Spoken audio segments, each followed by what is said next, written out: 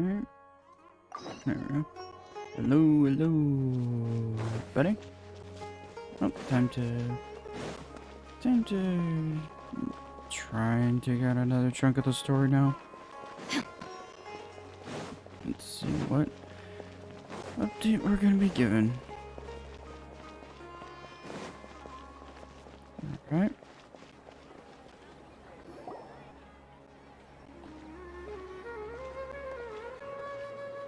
Ad Astra Avisask. We meet again, you two. Hi, Catherine. Do you have any commissions for us today? Commissions, huh? Let me think. Oh, how about this? Please attend the Academia's Academic Symposium this afternoon and recite a love poem on stage. Wait, say what now? And if possible, please also use your camera to capture the reaction of the audience upon finishing the poem.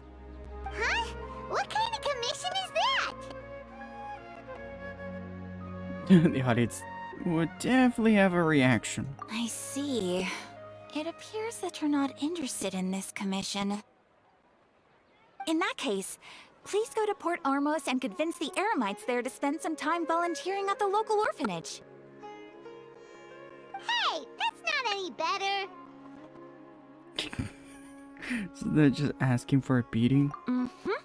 I'm sure the mercenaries will have some interesting reactions as well. Paimon's gotta ask. Just who exactly has been submitting these commissions to the Adventurers Guild? Oh, the commissioner? Well, actually, I just wanted to see the two of you in action. You're Nihita, right? Was it so obvious? I was hoping you would actually take one of those commissions.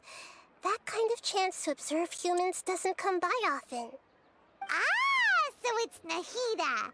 Paimon just knew Catherine wouldn't crack those kinds of jokes. When did you get into her head? From when she said, Ad Astra Abisask? So it's been you this whole time? Are you done resting up, Nahida? Yes. I've been sleeping ever since we parted ways, and I even had a really, really long dream.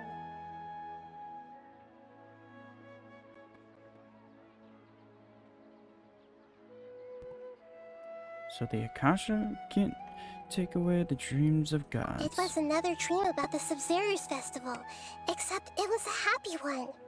In my dream, I was sitting in the middle of a flower terrace, and everyone in Sumeru City was holding hands as they danced in circles around me. They danced round and round, and everyone looked really happy. I also got to sit on a gigantic flower carriage. Ferris, the Knight of Flowers, raised me really, really high above the ground, and I was throwing an endless amount of Yalda candies at the children. You know, Nahida, maybe your dream is how the Sumeru's festival really should be. It's meant to be a joyous time where everyone gets together to celebrate your birthday.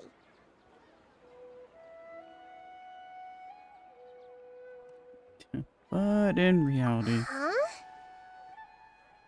Wasn't I describing a really happy dream? Why are you both looking at me like that? Wait, could this be an example of the emotion known as pity? No, we aren't pitying you. That would only make everything worse. We just don't want you to feel too sad. By the way, have you had a chance to visit Dunyarzad? How's she doing?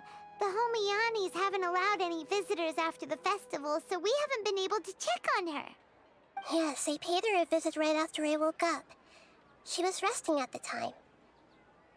Her condition is stabilized.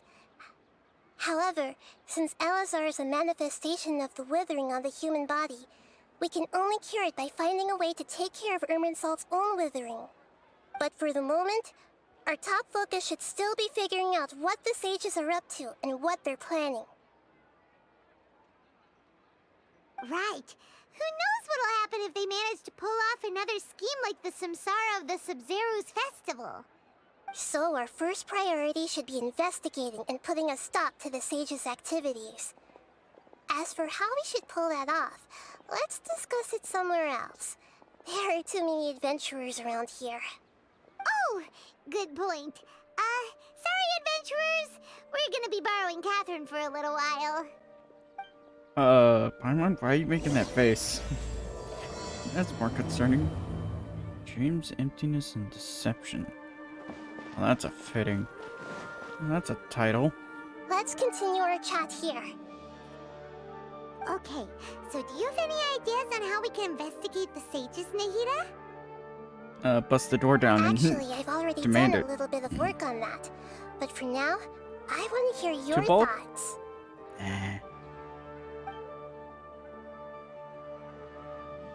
Possess a key figure in the academia. What's that say? I was gonna say either one of these two makes more sense. We could grab someone close to the sages and question them. We're in the dark as of now. Since we still don't know anything about their goals, any rash move could tip them off and lead to terrible consequences. After all, every person in Sumeru City is one of their hostages. Possess a student and infiltrate the sages' No quarters? way, that's too risky. You Hmm. mean it'd be too easy to get caught? No, it's not that. We shouldn't involve innocent students in this. A single mistake could completely ruin their lives. Doing that would be ignoring the safety of my people for my own selfish goals. How is that any different from what the sages are doing? That's a good point. Spoken like the god of Sumeru. Possess a key I've figure. already tried that, but all the key members of the academia, even the core 30 guards, intentionally avoid wearing their Akasha terminals. It seems that from the very beginning, they've been guarding against info leaks from the Akasha. Of course, it could also be because they're wary of me. Have you already caught the sage's attention? I'm guessing not yet. But distrusting me would make perfect sense if they've ever paid attention to the urban legends about me. In any case, I probably can't take over their minds directly.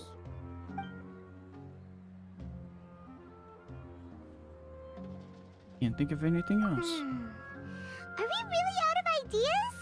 So Nahida, back to square you're super root smart, 1. so you already have something in mind, right? Don't keep us in suspense. Spill the beans already. According to a popular theory from the Vahumana Darshan of the Academia, rejecting impractical motions at the beginning of a planning session will give more weight to the actual proposal. Okay, but aren't you the god of wisdom? You don't have to use that kind of gimmick to make us take your ideas seriously.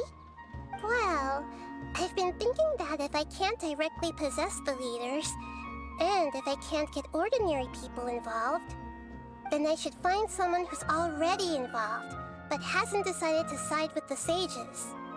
You're saying we should recruit a spy? That does sound like it could work. Oh, before coming back, we met someone named Alhaitham. He seems like he acts alone, and he likes doing stuff behind the Academia's back. They probably aren't in cahoots. Actually, I already have someone in mind. Do you still remember that female scholar named Setaria? Setaria? Paimon remembers now. Isn't she the one who's always trailing behind the Grand Sage of the Academia? We ran into her basically every time the Sub-Zero's festival repeated itself. You could even say we're old enemies by now. Paimon still remembers the smug and mean way she always spoke to Nilou. I've always liked observing all kinds of people, and Setaria has always stood out from the crowd. She was born in the desert and was hailed as their greatest genius. Her academic gifts allowed her special admission into the academia, and also gave her the opportunity to serve as the sage's assistant. Oh, Paimon didn't know she was from the desert. She must be pretty special then. Paimon feels like most of the desert dwellers around the city are working as mercenaries. The name Setaria means star. When she lived in the desert, she shone like the brightest star in the night sky. Later on, she was chosen by the sun. The star was given a place in the daytime sky to complement the sun's dazzling light. Soon after, the star witnessed the sun scorching the earth, which brought forth many disasters. The star began to waver. Instead of staying beside such a sun, wouldn't it be better to return and light up part of the night sky? But in the end, she couldn't give up the radiance of daytime. To cope with her shame, the star buried her guilt and closed her eyes. This is no longer just a metaphor, is From it? the sound of it, Sataria's just hung up on the research opportunities here. But she doesn't really support the academia. She still feels guilty about not doing more for the desert, right? She's just running away from her problems. Indeed. When they are presented with complex moral issues, many people will simply plug their ears and go with the flow until the problem can't be fixed anymore.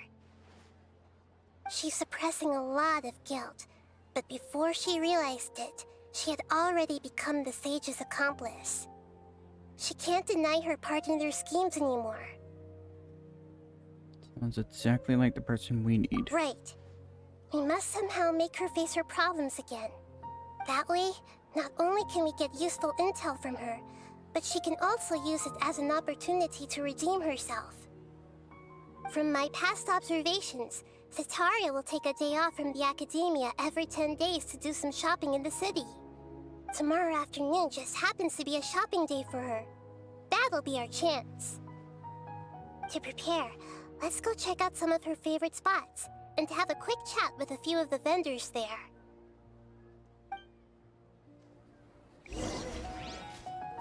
I bet.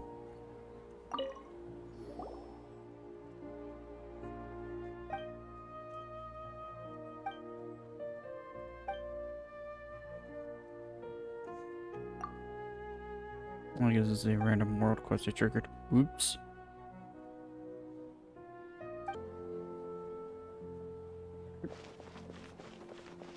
Pause the recording for a bit just to figure out what that was about.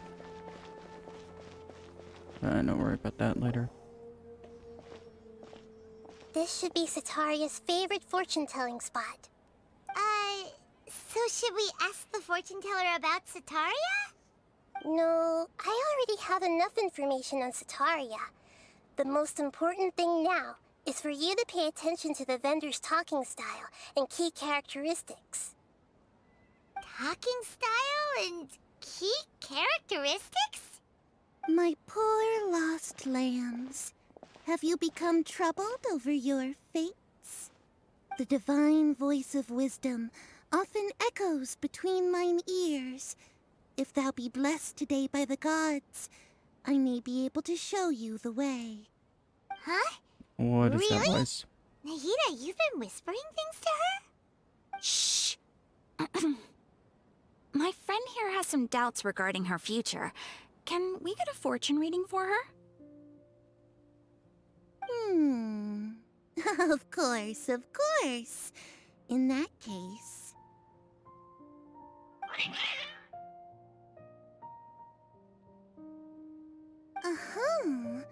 It would seem that Harut and Marut are quite wary of you. Perhaps, at some time in the past, you have somehow offended the gods. Only mocking the god of Animo, questioning the lord of Geo's financial savviness, and brawling with the god of Electro. Do those count? Huh? Oh, nothing. Go on, pick an aspect for her to divine.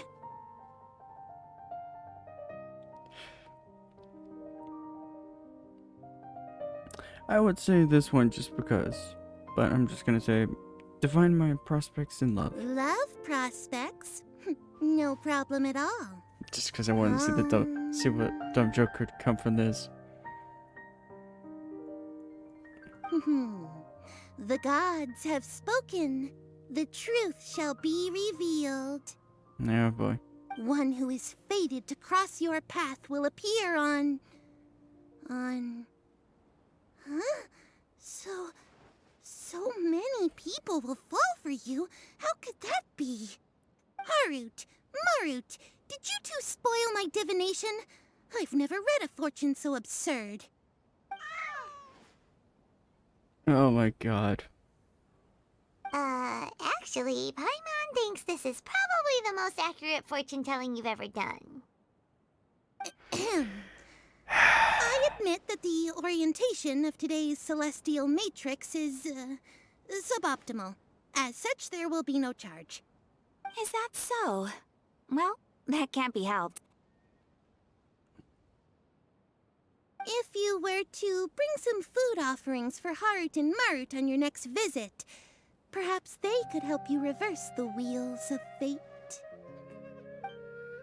Fucking knew it.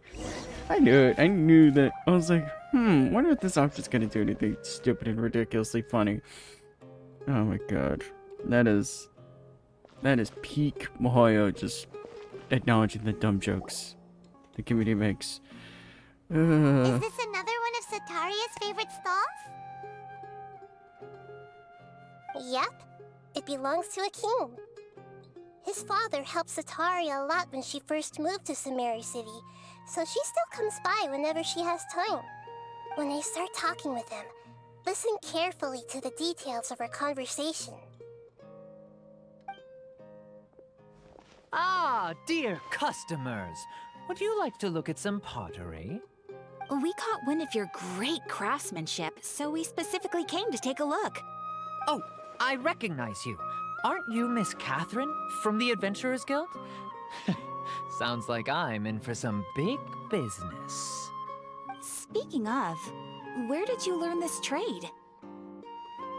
I suppose you could say it all started with my dad. He's a mason by trade, but I picked up an interest in clay while apprenticing for him.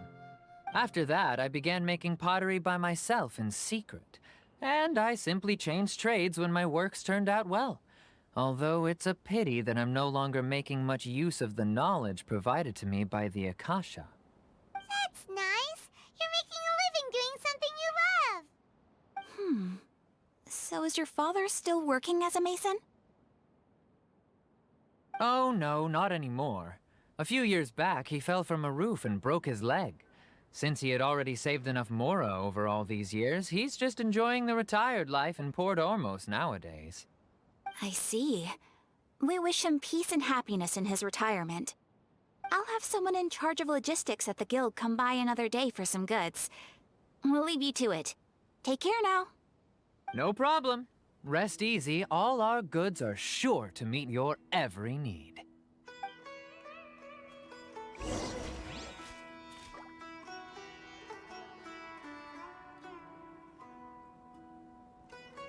Alright.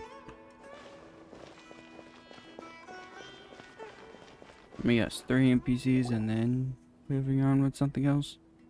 This should be our final stop. Sataria's always thinking How of did I this fucking restaurant know? when she's working at the academia. So she always comes by whenever she's out in the city. Nahida, you've really thought of everything! It's my duty to protect Sumeru's citizens, after all. Hi there. I feel like I've seen you down by the docks before. Huh? Sorry, I don't quite remember. If I recall, you were having a discussion with someone about shipbuilding at the time. Ah, that's right! I've always been really interested in feats of marine engineering. After all, I grew up in Liyue Harbor and spent my entire childhood staring at the ships going in and out of the port. I came to Sumeru to study, but failed to make it into the academia due to my lack of talent. But I'm still discussing all kinds of problems with different scholars, and I'm continuing to study and perform research from the restaurant's basement. I'm sure I'll get into the academia after their next round of exams. What an admirable spirit for learning. Amazing. Sure, but you'll find hardworking people wherever you go. So this restaurant has a basement as well? Huh. First I've heard of it. That's right. It's not usually open to patrons. Most of the time, employees use it for breaks or to hold private events. I see. Guess that makes sense. Well, good luck with your studies, Miss Chishan. Thank you so much. As long as I can make it into the academia as an official student, I'll be happy.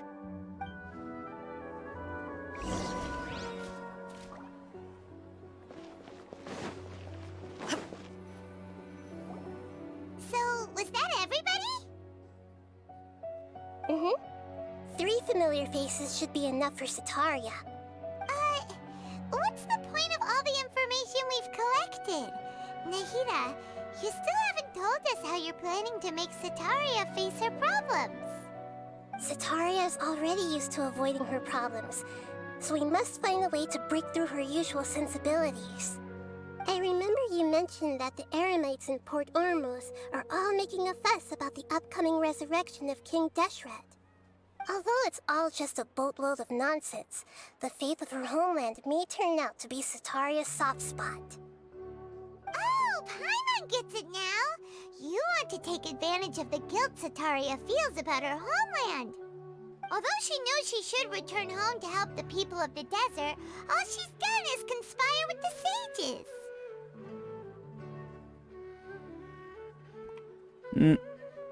If King Dish... I don't even know how to pronounce his name, so I'm just gonna save myself time.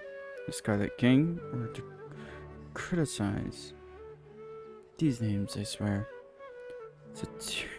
I just... I heard her name like minutes ago, and yet my brain immediately turned off for that. So, how do we set that up? Well, King Deshret is long gone, and Sataria is also too smart to fall for any simple tricks. If we simply engaged her under the guise of King Deshret's believers, she would definitely be wary of us, and we may not get anywhere. But if we were to borrow some of her close acquaintances to talk with her, her reaction would probably be very different. So, you mean you're going to possess those people we just talked to? Yep. Possess them through the Akasha. Imply they've already converted to the faith of King Deshret, and then convey our made-up will of King Deshret. As long as everything goes smoothly, we'll get through to Sataria for sure. She'll never guess that we had anything to do with it. Ah, so that's how you're going to use all the info we collected on these people. It's so that you won't slip up and break form. Possessing them will only work if you can manage to pass off as them. Exactly. So, best of luck with impersonating them. Best of luck? But we don't know how to possess anyone. That's no problem at all. I'll just share all their senses with you once I've possessed them. As long as you're also wearing an Akasha terminal, the effect will basically be as if you've possessed them yourself. Huh. That is pretty convenient. But why does she have to do this? Can't you do it yourself? Although I've been observing humans for a while, I've never been good at imitating them. You're not wrong. It's always been painfully obvious whenever you try to pass as Catherine. Alright. If it was at all possible, I would have preferred to leave these people alone. But seeing how things are now, I probably should just accept it and push on. Yeah, don't beat yourself up over it. We're only doing this to help everyone, and we'll only be borrowing them for a little while anyway. Alright, then let's give it a go tomorrow afternoon.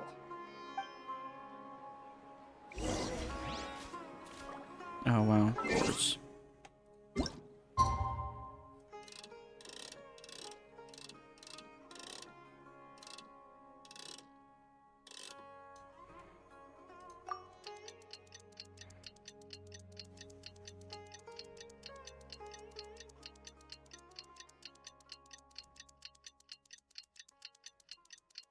Alright. Good. And 12.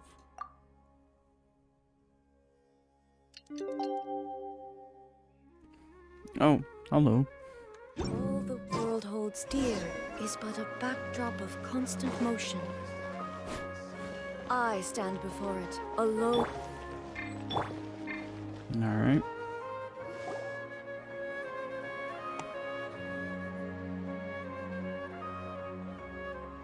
Oh, here she comes. Satori is here. Let's quietly follow her. Once she starts talking to her acquaintances, we'll find a safe spot to begin possessing them. As for how we'll sway her to our side, I'll leave that to you. I trust you'll know what to say. I'm starting to feel kinda nervous. Okay, let's go. Looks like they've already started talking.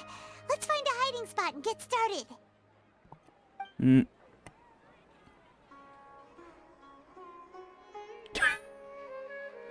Even more conspicuous.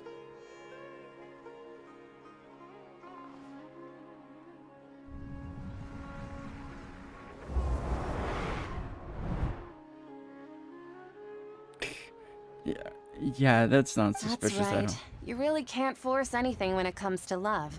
And besides, everyone around me has a very different background and outlook. Are you still listening to me, Nabia? Oh, of course I'm listening. You were talking about troubles with your love life, right? I heard everything you said. Okay then. You just seemed a little distracted for a moment there.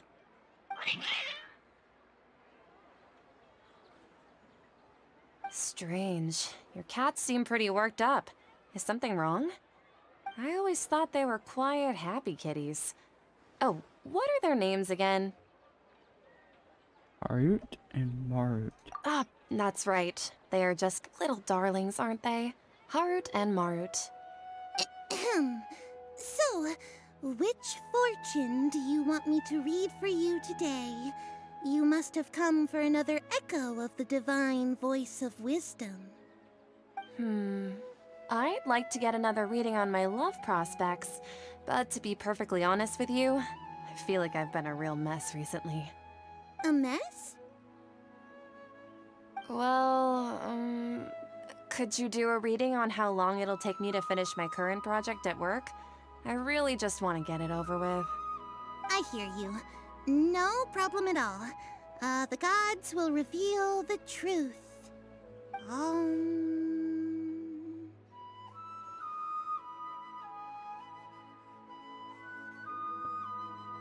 The gods are spoken. I was gonna say The this. gods are asking, Sataria, why haven't you gone home? Oh my god. Why haven't I gone home? Do the gods really know everything I've been thinking about? Sataria, why don't you just go home? It's a demand now instead of a question. The gods seem to be truly upset. I'm sorry. I know I failed the gods. Please pass on my most sincere apologies and ask for their divine forgiveness. And if I may ask, Nabia, is there a specific god who's speaking to you right now?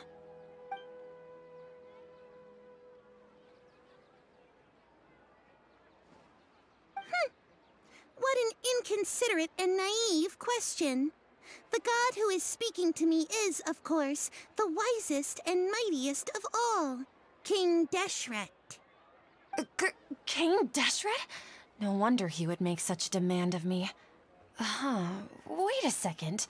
King Deshret passed away a long time ago. Even though news of King Deshret's resurrection has been spreading like wildfire, it's all just a misinformation campaign from the academia.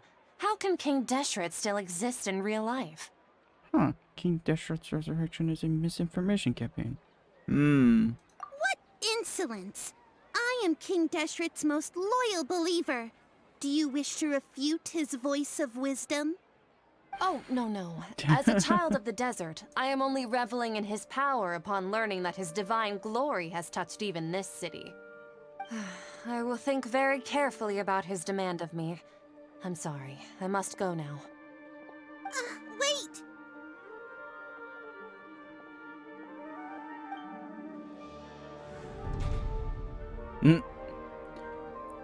Someone's paranoid. Like, really Whoa, paranoid. She just ran off in a hurry. She looked pretty upset, too. Well done. Sataria didn't seem to suspect anything amiss. To have something she's been trying desperately to avoid show up out of nowhere and berate her, that must have shaken her to the core. Aw, Nahida, it seems like you understand human emotions really well after all. All I know are some abstract Harava-taught theories. And in any case, my time with you has shown a lot of them to be utterly useless. I'm still trying to make sense of everything. Anyway, enough of that. Let's hurry and catch up to Sataria. She's at Akeem's now, right on cue. Let's get ready to possess him right away!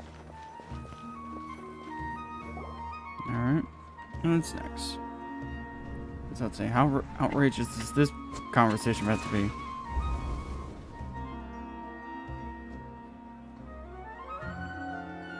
It's okay. I just got caught up in something. Oh, actually, didn't you ask me to help you look for work? What kind of work were you looking for again?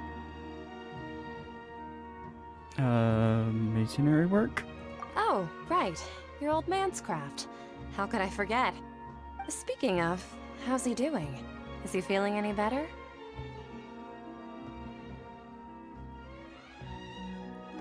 I want to say this one. He's feeling a lot better. He's walking more now. Oh, that's good to hear.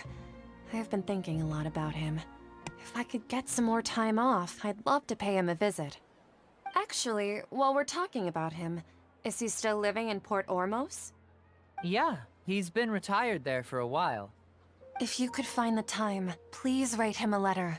Let him know that recently, faith in King Deshret has taken root in Port Ormos and has begun to spread across Sumeru. He has a quick temper and has always been a devout follower of the Dendro Archon. I don't want him to get into a fight with those King Deshret believers because of a difference in beliefs. Oh? So, who are you siding with in all of this? The Academia or King Deshret? I'm so jealous of you. You were born a child of the desert, yet you chose to betray King Deshret, and now you spend all your time with those crooks from the Academia. Akeem, you don't mean... you've also become a believer of King Deshret? What's so strange about becoming a believer of the wise King Deshret? In fact, aren't you the strange one? The one who still can't pick a side? Can't pick a side? Me? Whoa! Paimon had no idea you'd be so good at this!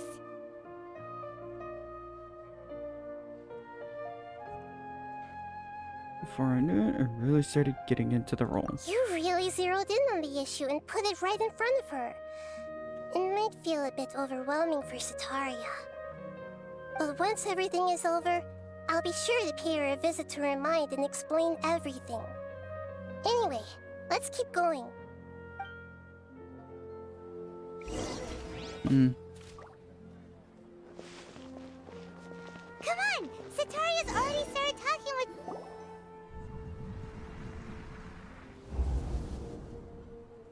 So, Shishan, have you noticed anything weird in the city lately? Like, as if someone was trying to preach to you about something? No, I've been spending all my time studying in the basement. Oh, right. Speaking of strange things, I celebrated the Sub-Zerus festival so many times that I lost count. That was really weird. Wait, how could you be aware of that? That should be impossible. Nothing in the report indicated anything like that. Are you still failing to realize that the Academia's lowly tricks could never deceive all of Sumeru's citizens? Shishan, don't tell me that you've converted to King Deshret as well! What an absurd question. You make it sound like I should be ashamed for becoming a believer of King Deshret. In reality, shouldn't you be the one who is ashamed? You, who worked side by side with the Academia, and treated people as nothing more than experimental subjects? Please, please stop! There's some cruelty in this, Even but now, Sataria's still trying to fitting. run from her problems. did I push too hard? She can no longer justify everything to herself. Hey, she's trying to talk to the guards! What should we do? This is the most important part of all. Quick, get ready. Mercenary, you're a member of the Corps of 30, correct? Please help me pass a message to the Matcha right away. The situation in the city is getting out of control. Please, try to remain calm, miss. Tell me what's happening in the city. Heretics are infiltrating the city, and they've already converted many residents to their side. Heretics? What kind of heresy are you talking about? King Deshret! Many people I know have suddenly started believing in him, but he's long dead. It's impossible. Miss Sataria, nothing is impossible. You know my name? King Deshret is immortal, and all who defy him will one day pay the price. You must face the truth, Sataria. You tread a treacherous path, and the longer you ignore it, the tighter the Academia's grasp on you will become, and the deeper you will be ensnared. Child of King Deshret, never forget that the desert that belongs to you lies elsewhere. What's so strange about becoming a believer of the wise King Deshret? In fact, aren't you the strange one? The one who still can't pick a side? What an absurd question. You make it sound like I should be ashamed for becoming a believer of King Deshret. Sataria, why haven't you gone home?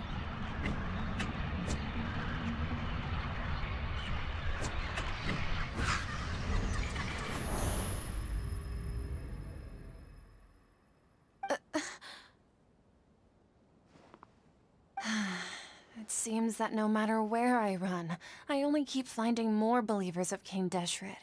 I have to say, this is a familiar feeling. I've also been running from my guilt this whole time. Guilt over my part in the Sage's plans, and from ignoring the letters from the children of my homeland. But no matter how much I may try to ignore or get rid of it, my guilt always comes back. You should follow your heart. You won't necessarily lose your research opportunities by facing the truth. Besides, did you really want to conduct your research while carrying such heavy feelings of guilt? How do you know me so well? Are you truly just a believer of King Deshret? Or are you the god himself? That's not important. The important thing is to pass judgment on the Academia and its sages, and to correct their mistakes. If you could provide some assistance in this matter, perhaps it could serve as a form of atonement. I've actually never believed in the gods, but I've always believed in serendipity. Your appearance must be a fated opportunity for me to get out of this wretched situation. Please tell me, what can I do for you? Great. We finally convinced her. How much do you know about the sage's current activities? I was just one of the designers for the massed dream harvest scheme, which is what happened around the Sumeru's festival. But I know very little about the full scope of the overall project. I'd assume that only staff with the highest clearance would have access to those confidential documents. I've just been working to meet the Grand Sage's specified requirements. However, there's something that's been really bothering me. I heard that a scholar who was previously expelled has returned to the city, and even the sages are still quite wary of him. An outcast that even the sages are still wary of. To fight against the Academia, we will need to figure out the nature and the purpose of their work. Is there a way for us to get access to the confidential documents you mentioned? It should be possible if we're willing to take some risks. After all, I'm an assistant to the Grand Sage, and I've been working on many tasks outside of the project. One thing, though, I won't be able to transfer the documents to you through the Akasha once I get my hands on them. The sages have always closely monitored all activities within the Akasha. Let me see... let's use the most primitive method. Send someone to pick up the documents tomorrow evening at the Academia entrance. The Academia entrance. Wouldn't that be too conspicuous? Don't worry about that. I assure you, this won't be a trap. I'm only suggesting this location because Oh, it'll draw no. more scrutiny for me to leave the Academia again. It'll be safest for me to distract the guards long enough to hand you the documents. All right, I trust you. So, if I were to successfully complete this task, would it mean I've atoned for my wrongdoings? That'll depend on the judgment of the Dendro Archon. The Dendro Archon. That's right. Her people are the ones we have endangered. As the god of wisdom, she's also the one responsible for judging and guiding the scholars. Maybe it's time for me to find a god to believe in. Just as Nahida predicted, we've managed to bring Sataria to our side! The Traveler's execution was ingenious. She's the one who deserves all the praise. Well, now that we've made plans to meet again tomorrow evening, all we can do is pray for Sataria's mission to go off without a hitch. Pray? But if we're going to pray to the gods, aren't we just praying to you? God of wisdom and guardian of the scholars? No. The truth is the true guardian of scholars. I've always believed that. Anyway, let's meet again tomorrow evening at the Adventurers Guild. 19 and 24. Yeah, nothing bad can happen here. I already have a bad feeling about something.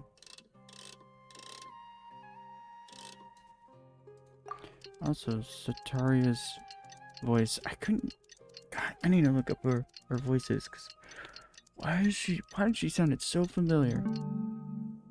That voice sounded so familiar, and my brain could not figure out or pin down who it was.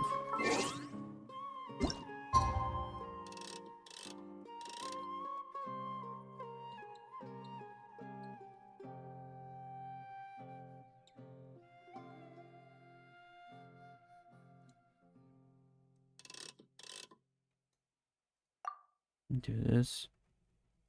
There.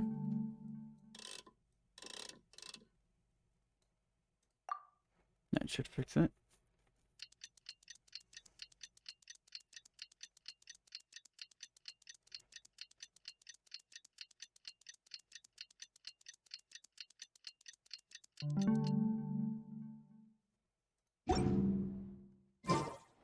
There we go.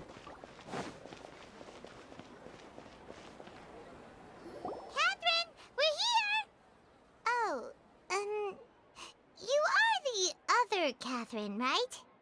That's right. I suppose I'm the other Catherine in your mind.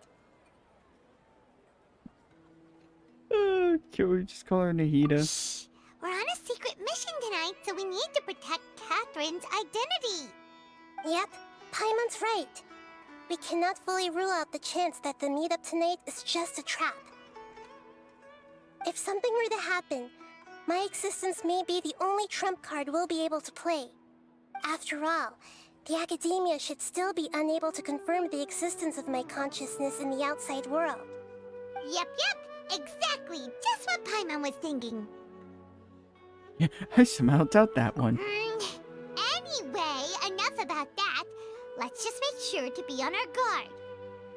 Don't you feel like something is off? Off? What do you feel is off? It's just a little too quiet around It's the here. middle of the night. Of course it's quiet. You're not getting paranoid, are you? No, I think she's right.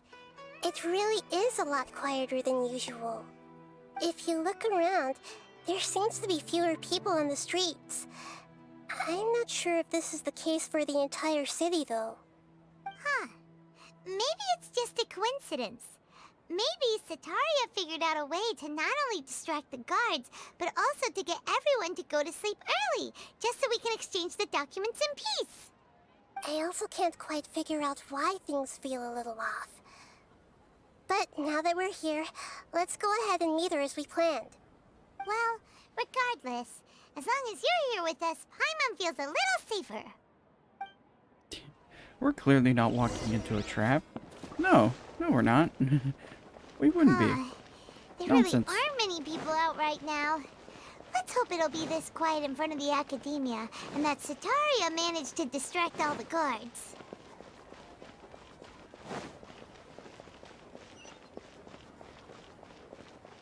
Alright.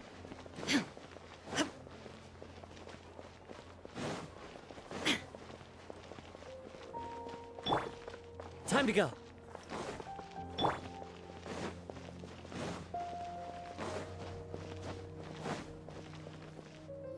Oh no.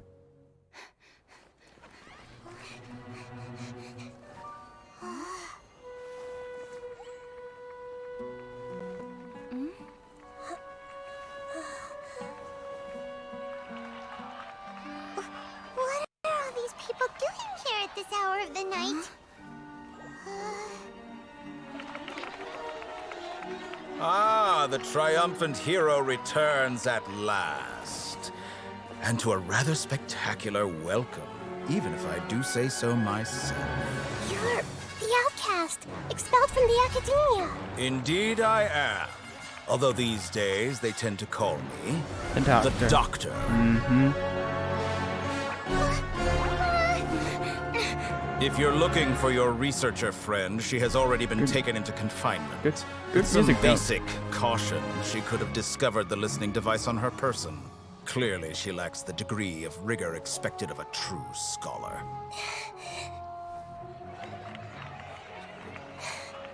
The people of Sumeru City. What have you done to them?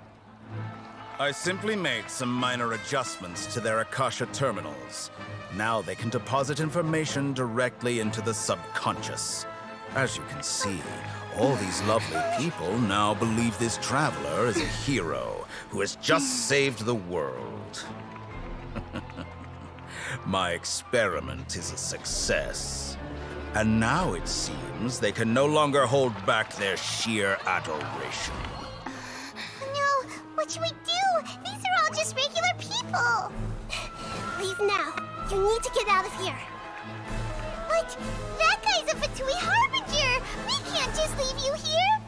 Nor can I abandon the people of Sumeru.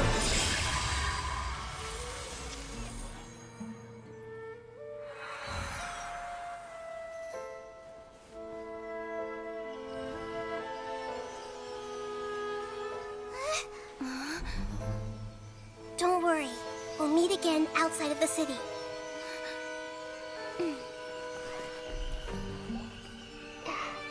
I see. You appear to have overridden their mental faculties with your own consciousness. To possess such a powerful mind, you must be the god of wisdom. Mm.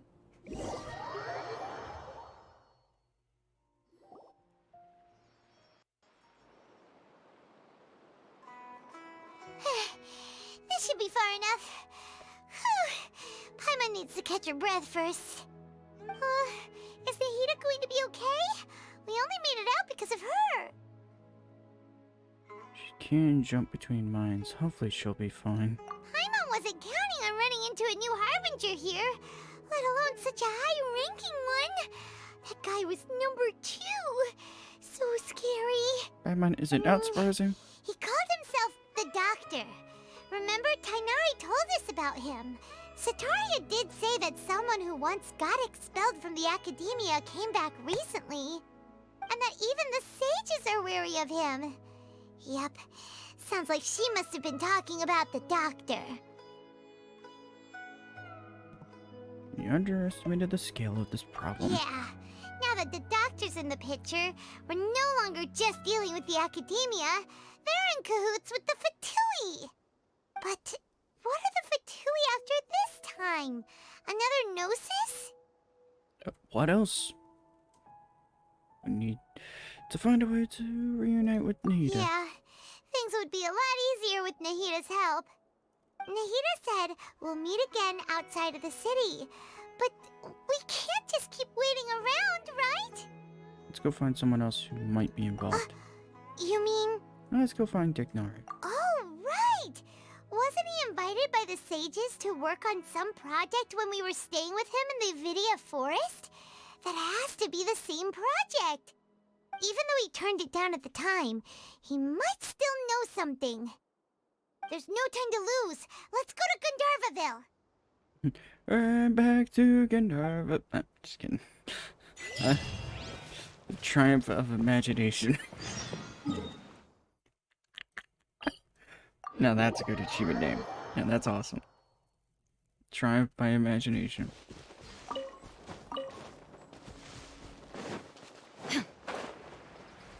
Oh, good. Just Paimon saying, not running into another Harbinger. I'm like, we run into a Harbinger almost every nation we go.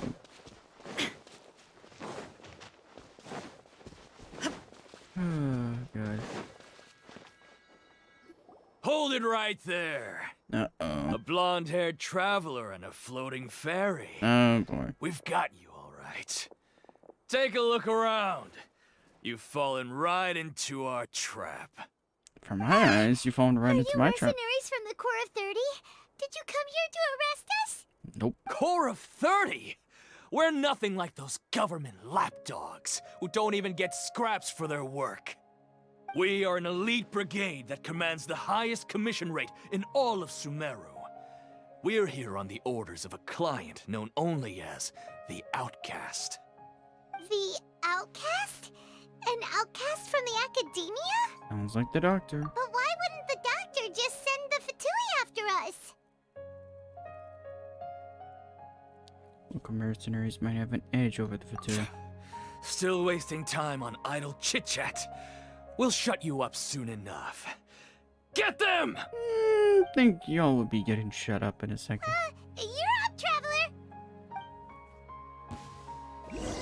Following orders. A new punching bag. Wind strategy. Take that! Illusion shattered. Odd, reveal thyself! The wind knows me. Yeah, I'm not really worried, All that y'all. means, adorn my night. Yeah, y'all don't really pose a threat to me. It isn't over yet! Here comes reinforcements!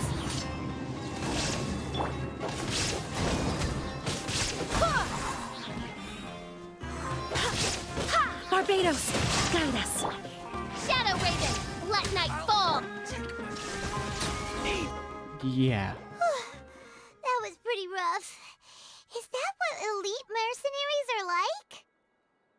Excuse me, Paimon? Those were easy. Probably won't be long before we see more of them. Yeah, looks like we'll have to keep our guards up. But this doctor guy seems like a pretty tough opponent. He knew exactly where to set up an ambush. Did he predict that we would try to find Tighnari? Going up against smart people is tough. Anyway, let's keep going. Because clearly dealing with dumb people is better.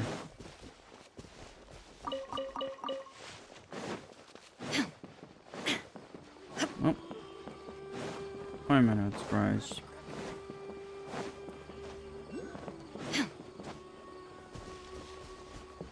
Oh, there's Kale. Oh, it's the Traveler and Paimon. What are you two doing back here? Kale! It's nice to see you again. Are you doing alright? To be honest, I'm not doing too well. My LSR has been progressing at a faster rate lately. I'm finding it harder to complete more intricate tasks. As a result, Master Tighnari is taking me off the patrol schedule. He will only allow me to stay here and coordinate other people's tasks. Oh, Kale!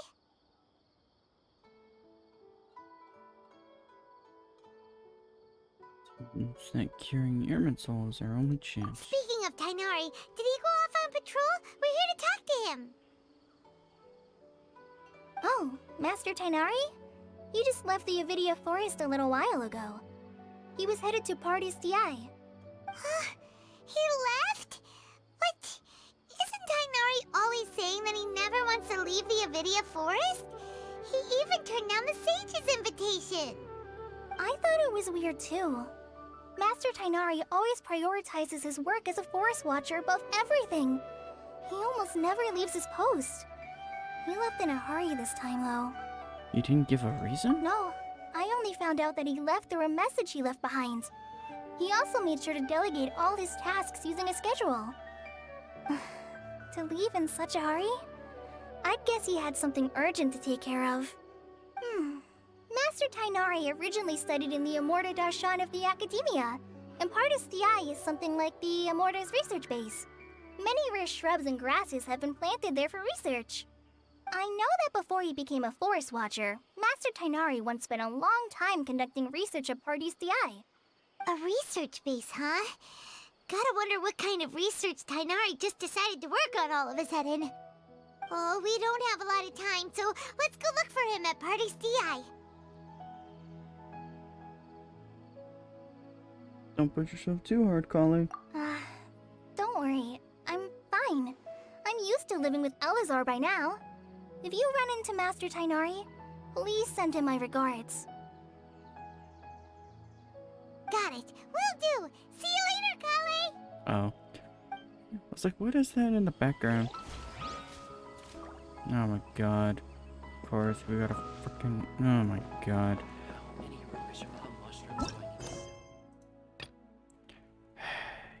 Give me one. God sake.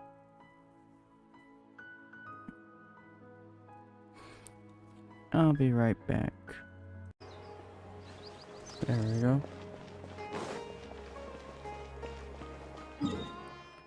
Well, now that we've freed up, took care of a quick dialogue. Bit of dialogue. Just to freaking open this quest back up. Wait! Look who it is! Nahida? Thank goodness you're okay. We were so worried about you. You've been reprogrammed by the doctor, have you? Hey! This was supposed to be a touching reunion, but you're ruining the moment! Actually, it's very smart of the Traveler to be wary of me right now. After all, the Doctor has shown that his technology can apparently even control human minds. Plus, it's not like you could have known what happened after we split up and I was facing the Doctor by myself. Even a pool of stagnant water after a torrential storm can occasionally pass as a patch of sky. Paimon feels like only the real Nahida could come up with such an obscure analogy. I believe you. Huh? But I wasn't trying to win your trust or anything. All I wanted was to clarify my point. Well, we understand that point now. Please, Nahida, tell us more about what happened. Are those poor people all right? When you left, I was still in the middle of restoring everyone's minds. Thankfully, when the doctor mentioned depositing information into the subconscious, he didn't mean engraving information into their minds. Instead, he did something closer to creating hallucinations. That was still within my power to fix. Luckily, I managed to finish my restorations and mind jump away from him just as he was about to capture me. Whew. What a relief. The doctor sure pulled out some hidden cards, but good thing we had Nahida with us. I wouldn't be relieved just yet. I gave away my true identity when I restored everyone's minds, which means we've lost another one of our trump cards. Also, the doctor is already an expert at modifying Akasha terminals. Maybe it's only a matter of time until he captures my consciousness inside the Akasha. Would that mean you'd no longer be able to jump between minds? Then how do we stop him? He's still at the Academia, so it's possible he already started messing with the Akasha. We need to hurry. Ugh. It feels like he's toying with us. What a nasty piece of work. Plus, the doctor's combat ability alone is apparently enough to make him worthy of being number 2 of the Fatui. No it We doesn't. shouldn't give up hope just yet. Let's try to find another way to attack this problem. Actually, Nahida, how did you know we were trying to get to Party's DI? Have you been waiting for us? Yes, I have. I can see the Traveler's elemental energy, so I deduced your destination by looking at the direction you were moving in. You didn't come here for sightseeing, right? Did you find any leads? We're looking for a scholar we know. His name is Tainari, and the sages once tried to reach out to him. Why don't you come inside with us and see what we can find? Okay, let's just hope we won't get him into trouble. I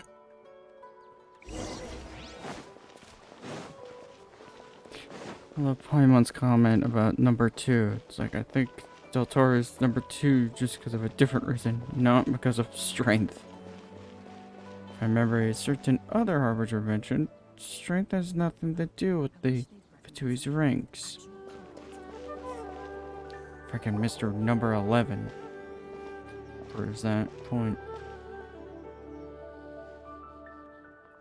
Traveler? It is you! Ah, it's Hypatia! Long time no see. Ah, what a pleasant surprise! It's so nice to see the two of you again. Appreciate the echo Who's here. this?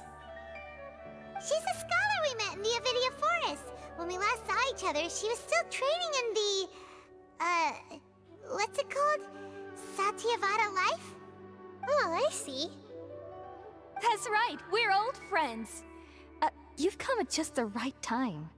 Ever since I've come here, hardly anyone has even talked to me. Hypatia, you're way too excited about this. Actually, for you to leave the Avidia Forest means... you're not in training anymore? Wait, no. Did you already finish your training and reach Pariporna life? What do you think?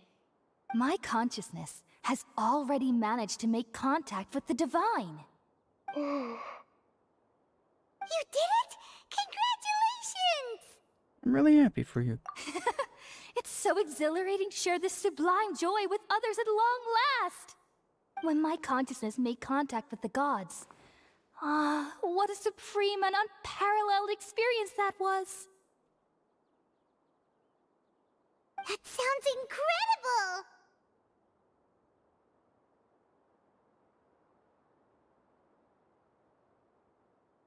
Bet you were here for Technori. Oh, all right. Actually, please wait. I haven't forgotten my promise to you.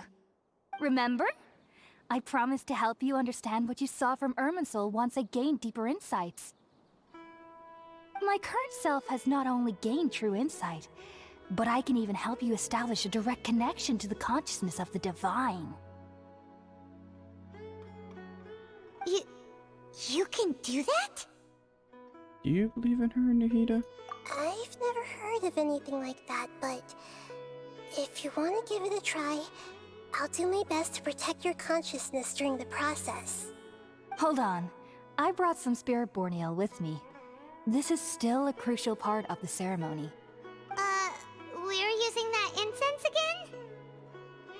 All right now. Hold my hand. I'll help you establish a pathway to connect your consciousness. Okay. Ready?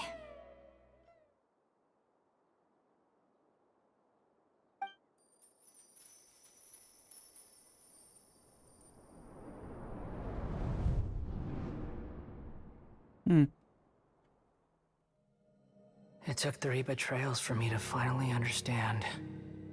The world is just an elaborate tapestry of lies. My fury will never be quelled. The first to betray me was a god. My creator. My mother. Valuing strength above all, she saw no worth in me and I was discarded. The second was a human. My family. My friend.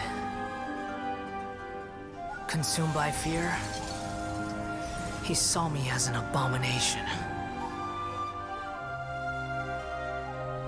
The third was one exactly like me. A hope for the future. A fledgling barely out of the nest. Powerless before his mortality, he broke his promise to me. Humans, they can't be trusted. And the gods fill me with pure loathing. So I said good riddance. I denounced the world and laugh in its face. My chest will never again be defiled by worldly filth. I will scrub away every last trace of human emotion. Then it will be empty, a blank slate, and ready to receive a supreme gnosis, brimming with pure divinity.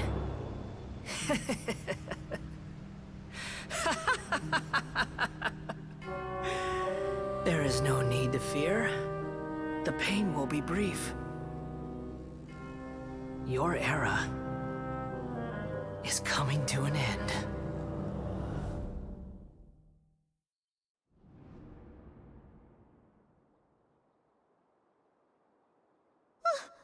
What was that?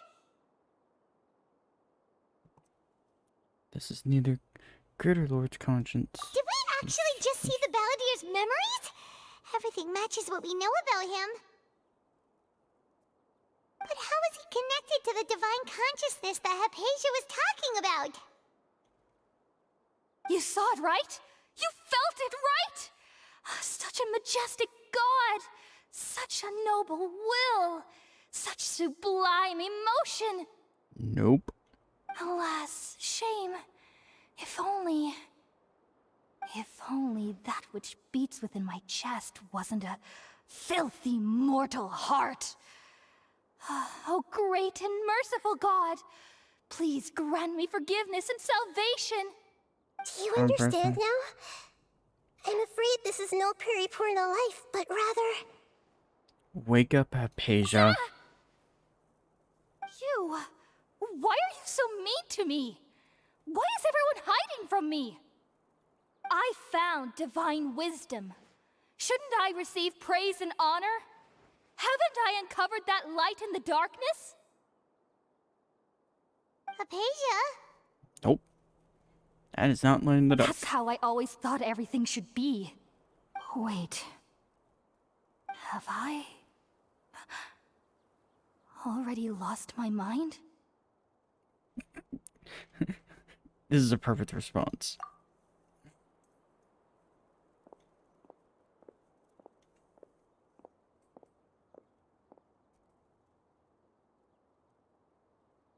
Wait, something isn't right.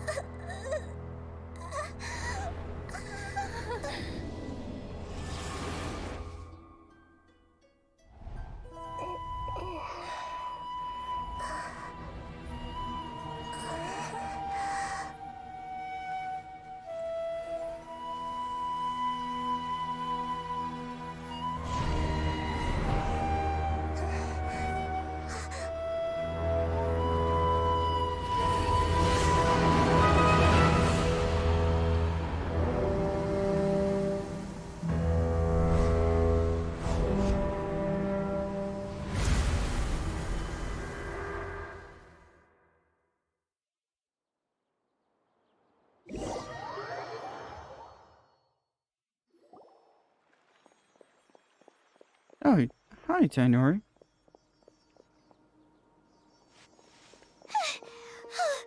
Okay, we finally lost him.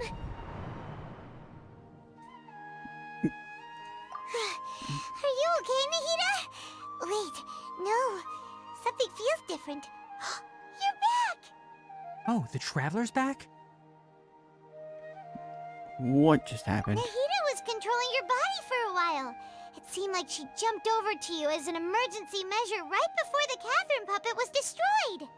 After that, Tainari heard the commotion and came over. He helped us defeat the mercenaries and then he ran with us all the way here. This time she didn't just transfer her mind into my body. What? You swapped places? You mean your consciousness also went into Nahida's body? Wait, then where is Nahida's consciousness? Where is she now? I never imagined that an individual's consciousness could be transferred around like this. Had I not seen it with my own eyes, I would have never believed it. I don't think this can be achieved with current human technology. Also, while we were running, the consciousness in your body told me to pass on a message. She said, "The doctor has found a way to trap my consciousness, so I can't journey with you anymore. But even in a moonless night, a shower of starlight can still drown out illusions and lies." Oh no! Hida's trapped in the sanctuary of Sumeru for good this time. Was that message all she left for us? It's pretty vague. In a code that only we know. Oh, that makes sense. Since the doctor captured her, she won't be able to say anything without him knowing. She's being extra careful. Even in a moonless night, a shower of starlight can still drown out illusions and lies. Huh. Paimon knows the moon illusions and lies are from the alchemical divination at the Sumeru's festival. Didn't Nahida use a starlight analogy before? It had something to do with Sataria. Starlight refers to the people of the desert. Oh, that makes a lot of sense. Huh. Do you think Nahida was telling us to go find help in the desert? But she isn't with us anymore. Think we'll be okay? Paimon, you said Sanctuary of Surasthana. Does this mean that this Nahida you're talking about, the consciousness who is occupying the traveler's body, is the Dendro Archon? Your guess is correct, but the situation's a bit complicated, so it's really hard for us to explain right now. That's all right. A scholar's curiosity doesn't need to be appeased right away. As for the complicated nature of the situation, safe to say I have witnessed that for myself. I've spent some time with you, and it looks like the Dendro Archon's also on your side, so I trust you. Thank you, Tainari. Oh, actually, we came here to ask you a question. What do you know about the project that the sages have been working on? Ah, that. While I was indeed invited to join that project, the sages were always secretive about its scope and goals, so I eventually declined. All I know is that that project has something to do with the restoration of Irminsul. I think I know what the project is. Huh? Did you see something when you were in Nahida's body? The academia is turning the balladeer into a god. What? Do you have any evidence?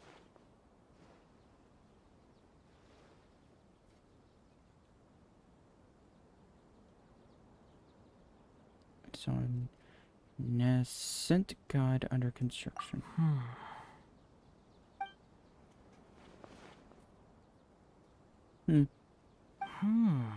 So that's what happened. That explains why Hypatia's symptoms were different from those of the other scholars who went mad. It's because she made contact with the consciousness of a new god who is still in the process of being born. Tainari, did you leave the Avidia Forest because of Hypatia? I did. I noticed Hypatia's mental anomalies, but since her symptoms were rather atypical, I secretly took her to Pardis Dii and began searching for a way to return her to her normal self. If I didn't take action, Hypatia would have already been taken by the Matra to the desert, doomed to a life of exile at Aru village. Now that you mention it, I knew the Academia has never thought particularly highly of Lesser Lord Kusanali, but I still didn't expect them to do something as arrogant as creating a new god. Looks like I made the right decision by not accepting their invitation. Tui's also behind some of this. The Doctor and the Balladeer. We have 2 Fatui Harbingers in Sumeru. Sounds like we're in for a bad time. From your description, I don't think they've completed their project. There may still be room for us to intervene. But then, what is the connection between creating a new god and restoring Irminsul? Yeah, it feels like we're still nowhere close to figuring out the sage's goals. Let's head to the desert for now. Right. We've pretty much gone over everything we need to know, so we should head out. How about you, Tainari? What are you going to do? I'll stay here for now. I still want to try a few more things to help Hypatia. If you're planning to go into the desert, start by heading for Caravan Rabat. That'll be your fastest route. Come find me here if there's anything else I can do to help. May the spirit of wisdom go with you. Thanks, Tighnari. Hopefully Hypatia will feel better soon. We're off then. God case is back. Oh, that's a aptly fitted one.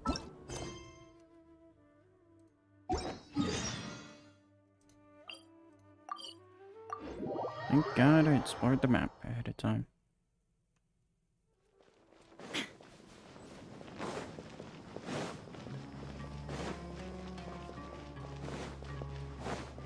Alrighty.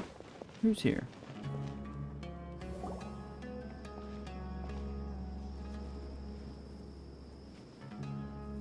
We finally made it to Caravan Rabat. It's pretty lively here. So, just past this wall is the desert, huh? Oh, wow.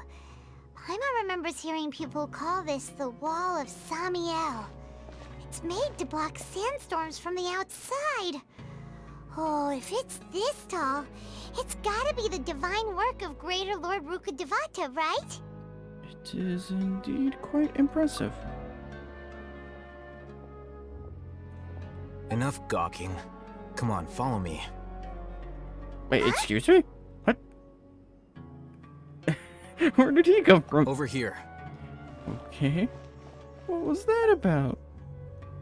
Oh, Haytham went that way! Let's hurry up and follow him. Wonder what he's up to. That's a good jump scare right there. Travelers and visitors, don't miss out. Oh, never mind. What the? Where did she go? How did we lose them? They were just here a second ago. More Eremite mercenaries? Who are they working for this time? Anyway, Traveler, it seems like we were being followed again. You were too careless. You should have noticed those hopeless amateurs trailing you a long time ago. You couldn't have shooken them without you. There's no need to thank me. I've never cared to keep track of personal favors. All I did was correct a mistake I happened to come across. It's a habit I developed at the academia. You really gave Paimon a scare, Al-Haytham. We never thought we'd run into you here. Last time we met at Port Ormos, didn't you say you were going back to the academia? Wait, don't tell Paimon that you're here to take us back on their orders! Oh, so you've already landed yourselves on the academia's hit list. I can't say that I didn't expect it. However, had I wished to turn you over to the academia, don't you think you'd already be the Eremites' honored guests by now? Oh, right. You do have a point. Did you participate in the Sage's big project? I have no interest in running errands for that project. As a scholar, I've always belonged to the camp that promotes researcher autonomy. And these days, you're more fascinating than anything the Sages can offer. You were actually looking for me. Not quite. To tell you the truth, I'm still investigating the Divine Knowledge Capsule. Unfortunately, I've run into some difficulties. Everyone says the capsule originated in the desert and was eventually moved to Port Ormos. If I am to get to the bottom of this, I must understand how the capsule first came to be. Which brings me back to you and why you're so interesting. The leader of Ain al-Ahmar used the Divine Knowledge Capsule right in front of you, and upon seeing him, your expression became perplexed, and you were lost in thought for quite some time. To have that kind of reaction, I think you must have realized something. Are you interested at all in sharing what you've been hiding from me?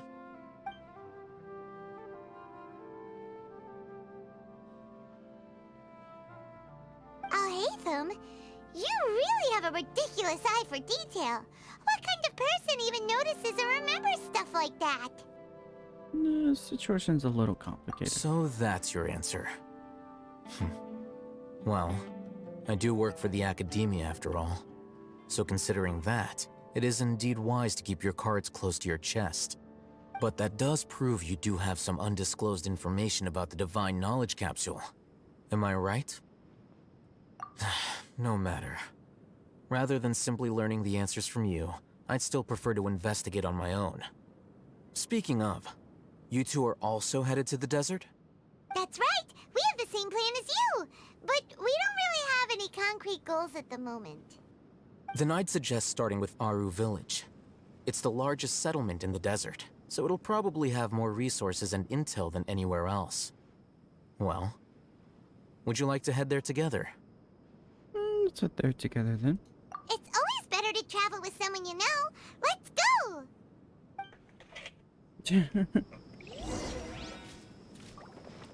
What the hell did they get here? Oh, never mind. Gonna just do this. That's just gonna make it faster. Yep, there it is. Before us lies Aru Village, the safe haven of the desert folk. Whoa, this landscape is really something else. What a cool place! Let's go check it out!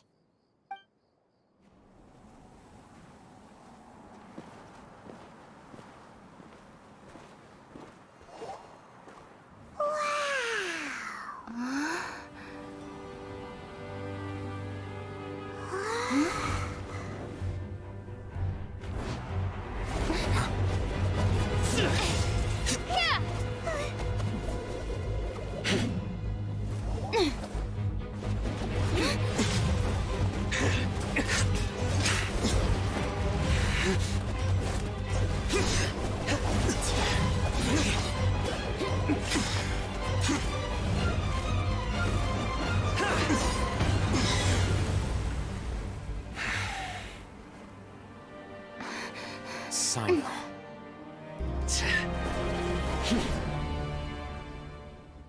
Unless my memory fails me, we have barely spoken 2 words to each other before now at the Academia.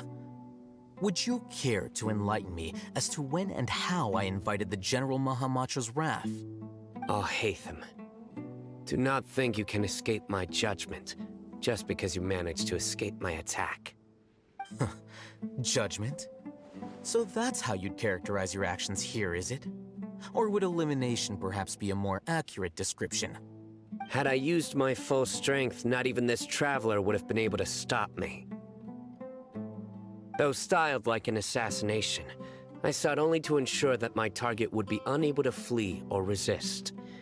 Standard practice for the Matra, as well you know. Seemed to me more like your own personal touch. Who is that, Al-Hatham? Did you call him General Mahamatra? Yes. General Mahamatra Sino, head of all the Matra at the Academia.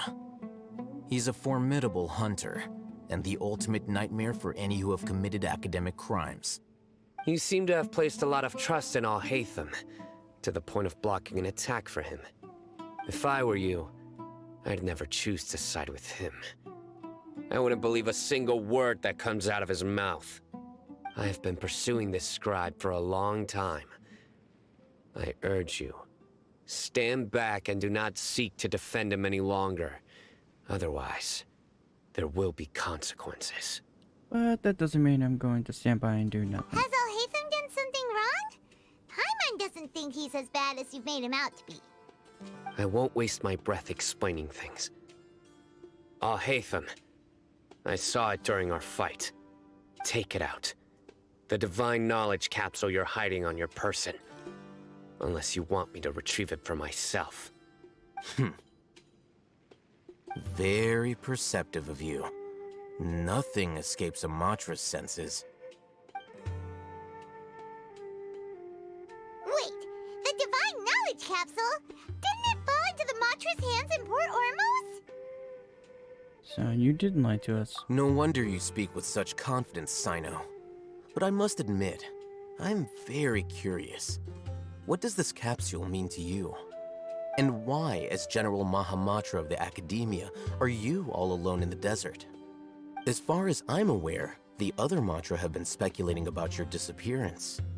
Have you been given a mission that's, let's say, morally dubious? If I was the real target of your mission, what was stopping you from simply using your authority and resources to judge me within the walls of the Academia? Is it a mission from the sages? Yep.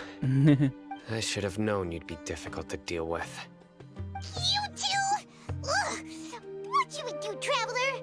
Paimon feels like we can't trust either of them.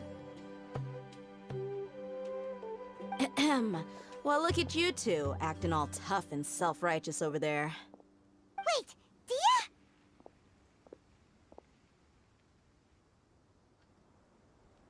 Great! Finally, someone that we can trust!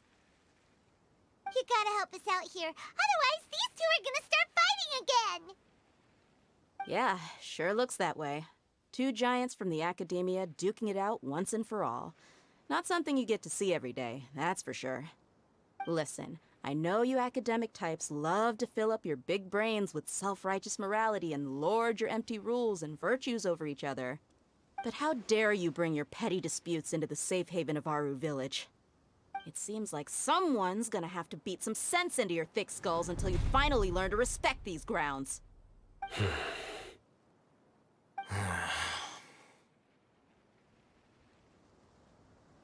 Neither of them can afford to be distracted by Dia. Hey, did either of you hear a word I just said?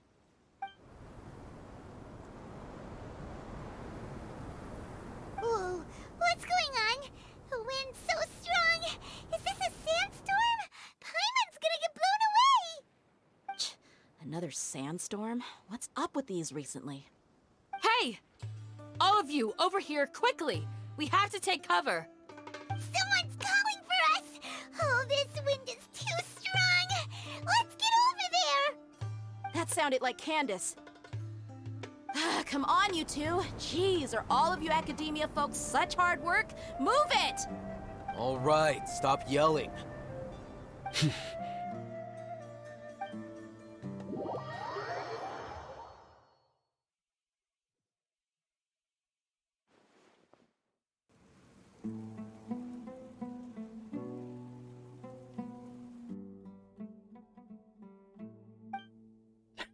Just the silence.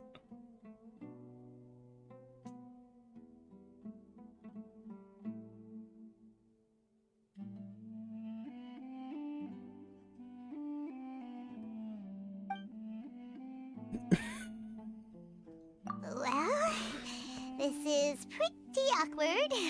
Well, took the words out of my mouth. Want to play sardines with three people who want to tear each other limb from limb? Sure, why not? Sounds fun. The air is so thick and heavy. Paimon can hardly keep floating anymore. My sincere apologies, everyone. This is the home of our village chief. I will have to ask you to make do with this small room until the sandstorm dies down. Please, let me introduce myself. I am Candace, protector of Aru Village. Our savior has come at last! Nice to meet you, Candace. The name's Paimon. Thank you so much for helping us. You have my gratitude. There's no need to thank me. It's only right to help each other when the weather gets rough. Wow, she's so gentle and caring, like a nice older sister. Unlike those guys over there. All right. Now that we're all better acquainted, we should return to the topic at hand. As a guardian charged with the responsibility to protect my fellow villagers from harm, I was observing your conflict from afar, even before the sandstorm started. And now that you have set foot within our village itself, it is all the more my responsibility to make absolutely sure that you pose no threat whatsoever to us. So please, have an honest and sincere conversation with one another, and put your hostile feelings to rest. If anyone dares to start anything again while they are under this roof, I will not hesitate to send them out for some quality time with the creatures of the sandstorm. Oh, on second thought, Paimon may have misjudged Candace's character. And that goes for you too, Miss Dia. Do I make myself clear? All right, we got it, Candace. That's what I like to hear. So, which of you will begin? I was supposed to be a mediator, but I might have gotten a little too involved just now. Anyway, one of those two should probably start talking. Wait, that was you trying to be a mediator? I have nothing to hide, so there's no shame in explaining myself. While Alhaitham wasn't wrong about the other Matra not knowing my whereabouts, it's not because I've been assigned a morally dubious mission. Rather, I've chosen to exile myself. Huh? Exile yourself? A little while ago, I discovered that there was data missing in the Academia's project planning and development files. What little they did report clearly did not match the project's actual progress. As General Mahamatra, I had the responsibility and authority to request an audit. However, to my surprise, the person responsible for the erroneous data was none other than Grand Sage Azar himself. I tried to investigate the issue myself before submitting a formal audit request, but I soon found that all leads and potential pieces of incriminating evidence were carefully concealed from me. I began to realize that they were cautious of me from the very beginning. Unsurprisingly, the Grand Sage rejected my audit request as soon as the submission reached his desk. He even said to me, "The power of the General Mahamatra is granted by the sages. You have no right to judge us." So they really are up to no good. I realized then that to the Grand Sage, the Matra are nothing more than tools for the sages to assert and maintain their control over knowledge. The vows that we took, the principles that we strive to uphold, they are meaningless to the academia of today.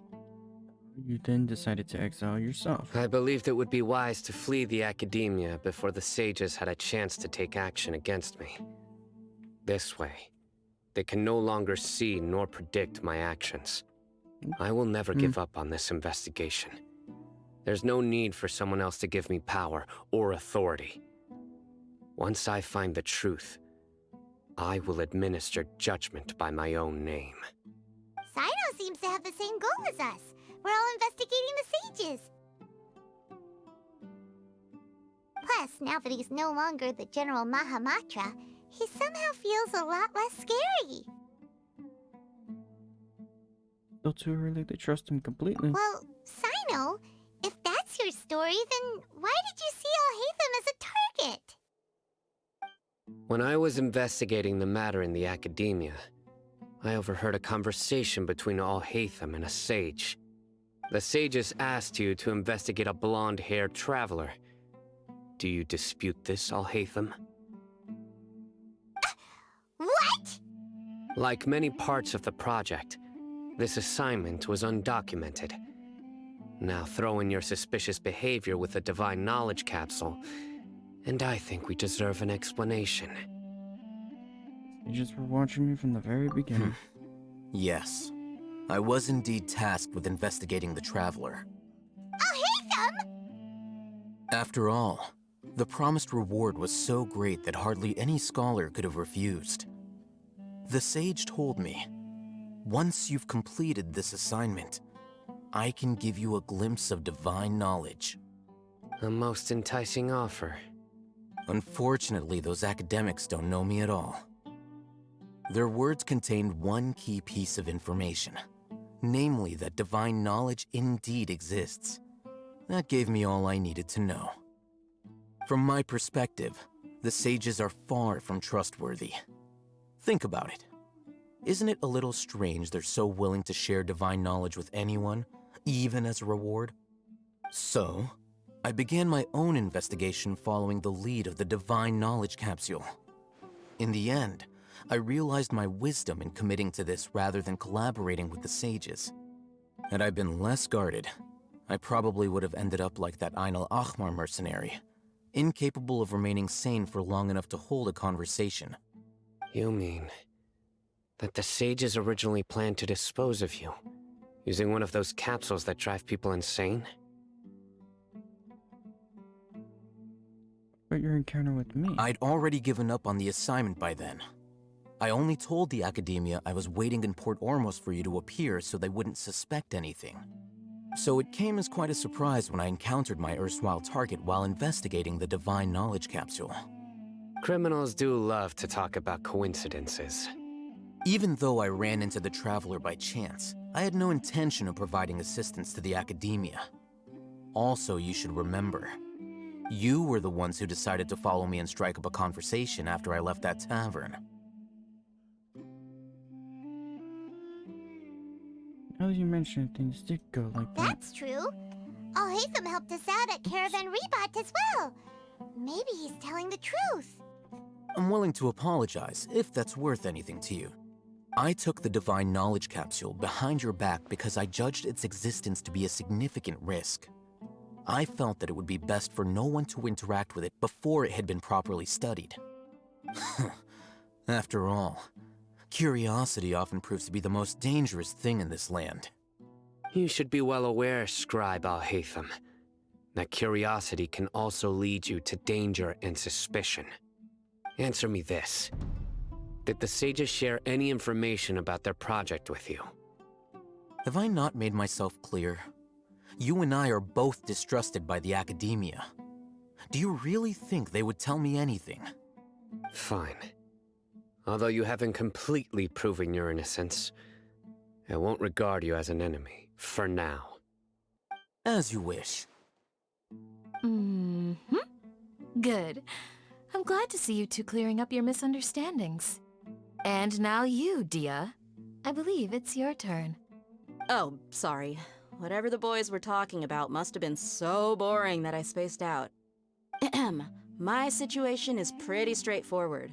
My employer, Dunyarzad of the Homayani family, is friends with the Traveler and is currently recovering from her illness at home. I had nothing going on, so I decided to return to Aru village for a visit. I was actually looking forward to a pretty exciting time getting back together with everyone here. But then I saw these two random guys in the middle of a pointless argument. It ticked me off, and things went downhill from there. Is that all? Well, I will admit that definitely sounds like your style. In that case, welcome back, Dia. That's more like it. I missed you all so much, Candace.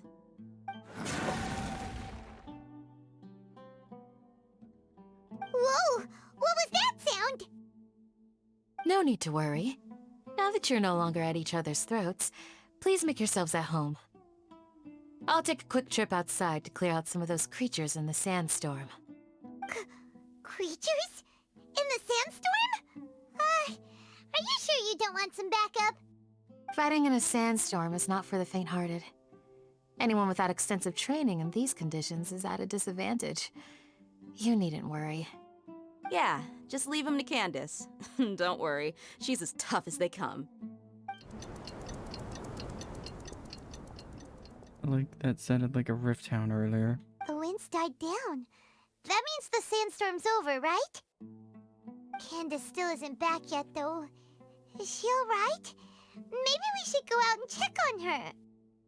When you put it that way, even I'm starting to feel a little worried. Alright, let's go. We've been here long enough, and the boys are as chatty as the floor. That's a good one.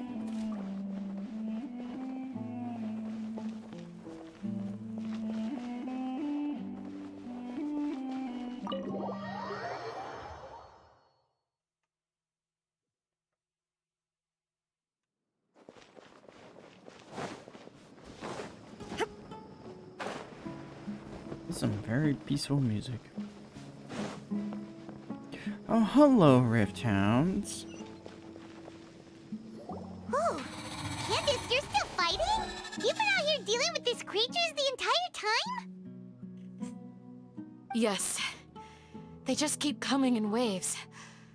I've lost count of how many I've defeated. Before I realized it, even the sandstorm had stopped. Stamina is also something else. Here comes another wave! Okay, these things. leave this round to us. I got interrupted earlier, but now I have something to take my anger out on. It's been quite a while since I've seen the Flame Main in action. I'll leave these to you then. I'll be sure to put on a good show. Let's go! Shine down! Clouds high. The birds call! My royal... Here comes another wave! When are they ever gonna let up? There we go. The creatures stopped appearing. Was that the last of them? What we fought just now was probably the aftermath of the sandstorm. So we should be safe for the time being. Well fought, everyone. No injuries, I hope. Huh? Who are you? Ah, my apologies. I haven't had a chance to greet you yet.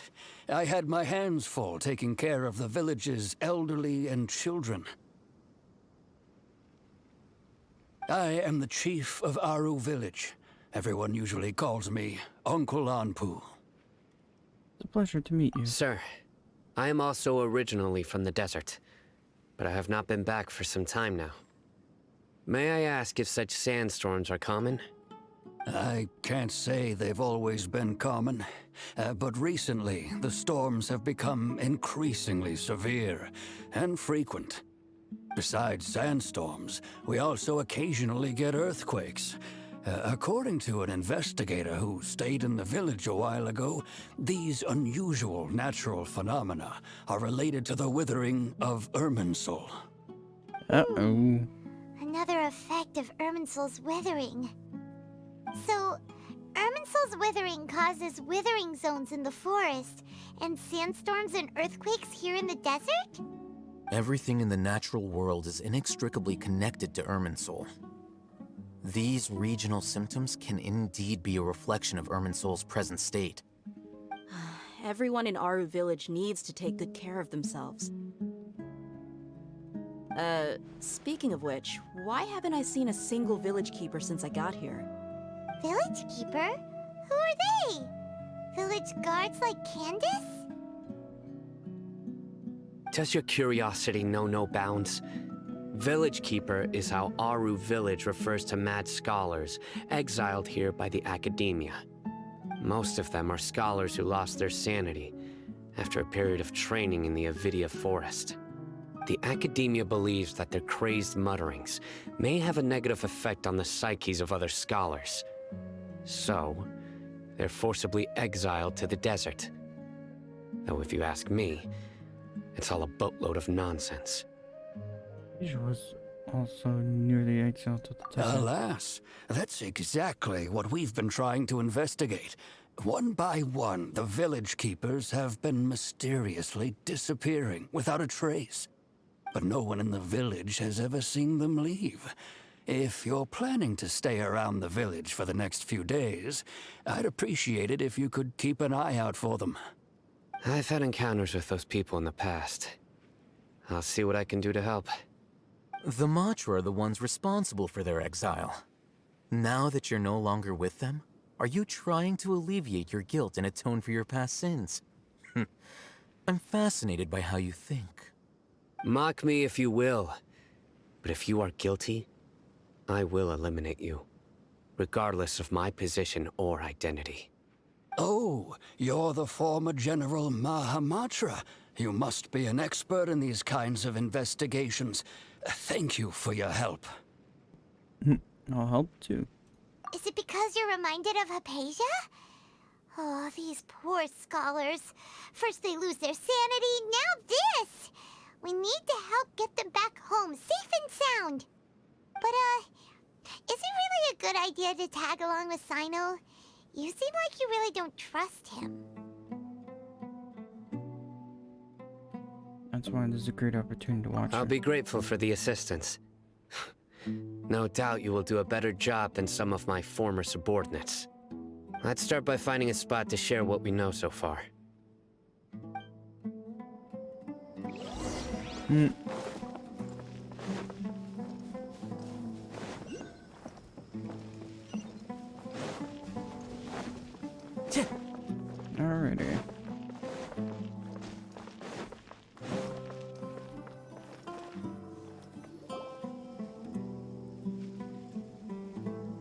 This music is Although nice. I've sent myself into exile, I'm still doing essentially the same things as before.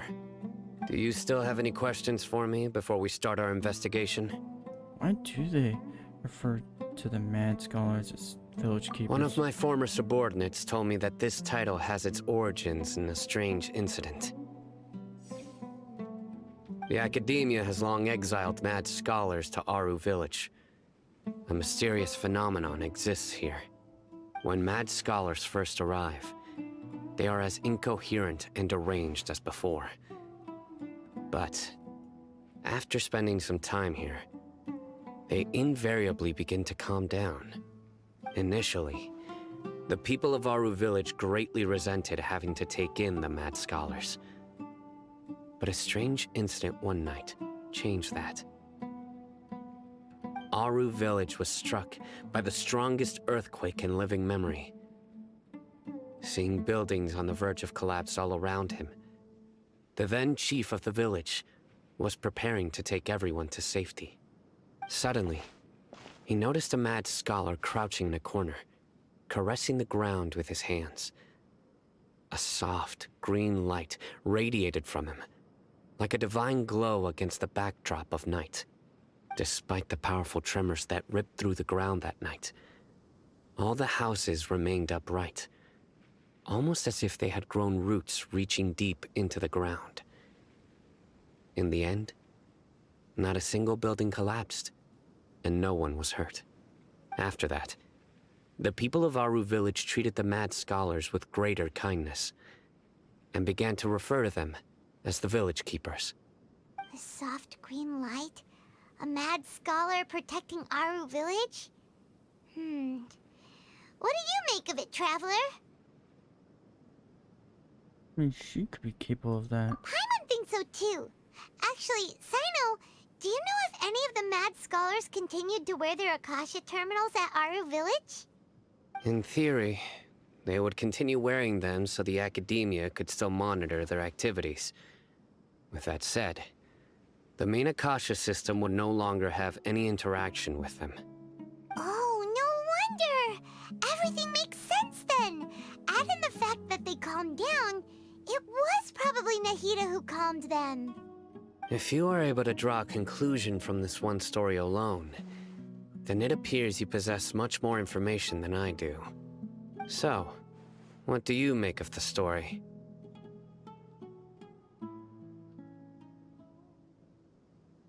That Mad Scholar's power likely came from Lesser Lord Kusanali. Really? Lesser Lord Kusanali. What? You don't believe us? Lesser Lord Kusanali was definitely using the Akasha to give her power to the Mad Scholars! No, it's not so much that I don't believe you. I'm just struck by your reasoning. Lesser Lord Kusanali, the current Dendro Archon. Is she really active in Sumeru? The Academia has always placed far greater importance on the late Greater Lord Rukkhadevata. They've more or less ignored Lesser Lord Kusanali, and I've never had any reason to doubt their views. In addition, I've never heard any stories about Lesser Lord Kusanali and her deeds. To me, she might as well have been a god that never existed. No way! Nahida definitely exists! She's a... how should Paimon put it? She's a good Archon who's kind and wise, even if she says weird stuff sometimes. I've spent many years interrogating criminals, so I can easily tell when someone is lying. Good! Then you should know that we're telling the truth! That look in your eyes. I've never seen that from a liar. You two really must have met Lesser Lord Kusanali. How can this be? To think, our Archon has been amongst us this entire time. Alright, now it's our turn to put our skills to good use for this investigation. You betcha. But easier said than done, especially since we don't have any leads. Maybe we can start by knocking on some doors. Excuse me, are you here to help me find my grandpa? Huh? who are you? By the sounds of it, a resident of this village. My name is Isak. You'll help me find my grandpa, right? Is your grandpa a mad scholar? Hey, don't say that. Grandpa is just Grandpa. Why do you have to call him that? It's not like he's a bad person or anything. The person you're referring to is not a local, yet you are. Why do you call him Grandpa? Grandpa is just Grandpa. He's my family. I heard everything you said to the village chief. Please, you gotta take me with you. I want to find my grandpa. I swear I'll help. I won't be a nuisance.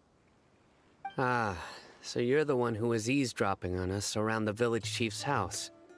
I was planning to go out and take care of whoever it was, but I had a vague feeling that they didn't harbor any ill intent. Whoa. Hatham wasn't kidding about Matra having sharp senses. Sino, he's just a kid. All he wants is to find his grandpa. Let's find a way to help him. Sorry. I was only listening in because I wanted to know where Grandpa went. Honest. If you don't believe me, you can ask Miss Candace. Please help him, Sino. All right. But first, let's confirm the facts with Candace.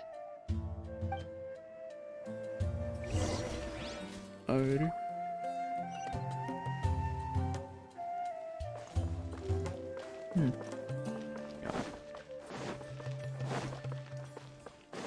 Why do I keep thinking that these Archon circles are gonna be short?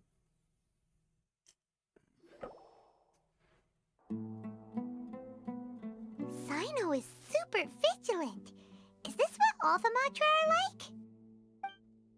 Ah, you're back already. We just wanted to confirm something with you. Do you know a boy by the name of Isak?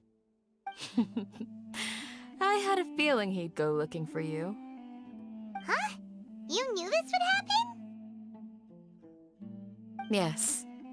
Although he tried his best to stay hidden, I still noticed him eavesdropping outside the window.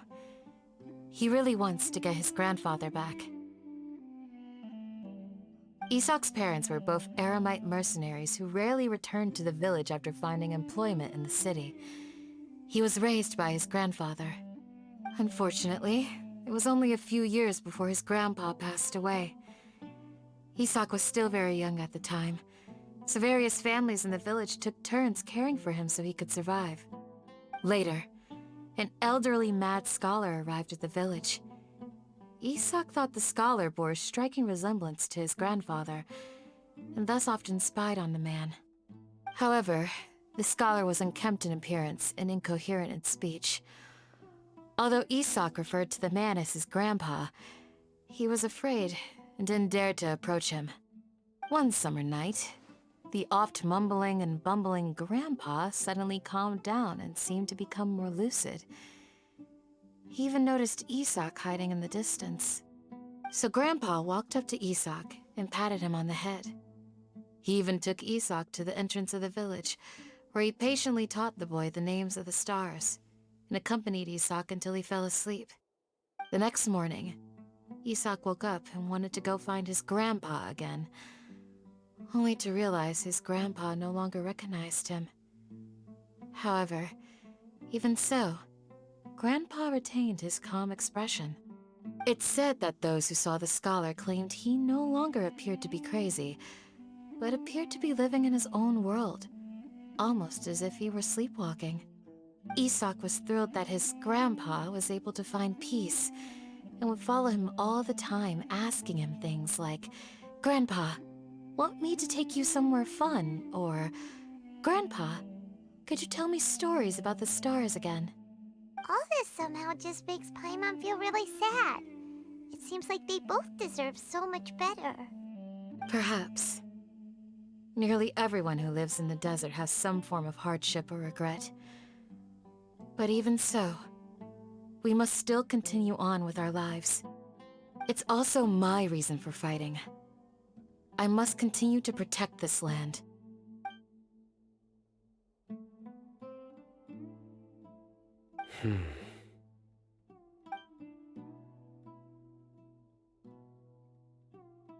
Maybe the people have always had a considerate god watching over them. Huh? What did you say, Sino? No, nothing. As long as Esau keeps his word and doesn't get in our way, we can take him along. Perhaps you are more compassionate than I gave you credit for. Please accept my thanks on Isak's behalf, Sino.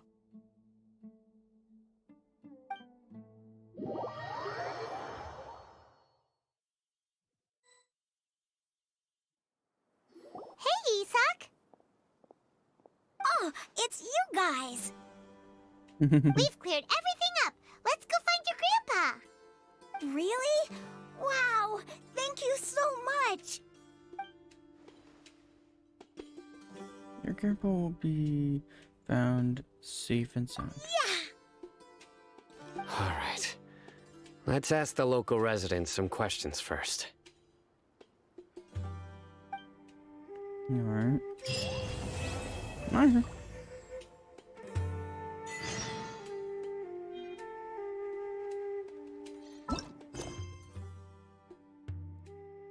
Oh.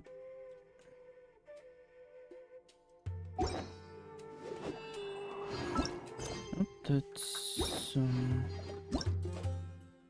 keep forgetting the wrong keys.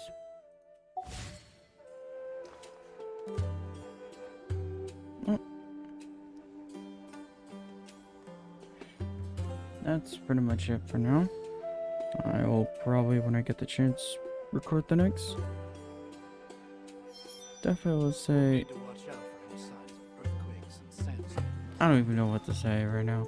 I'm just like, holy cow, that's all I gotta say for all of this chaos. Now I'm just like, well, let's see how this will end and where it will go. Anyway, see y'all next time. I'll probably do Act 4, assuming I'm gonna have to do something else. But who knows? I'll probably have like 3 or 4 videos be ready. I don't know. I need to figure things out. Either way, bye. See y'all later. There are leaves.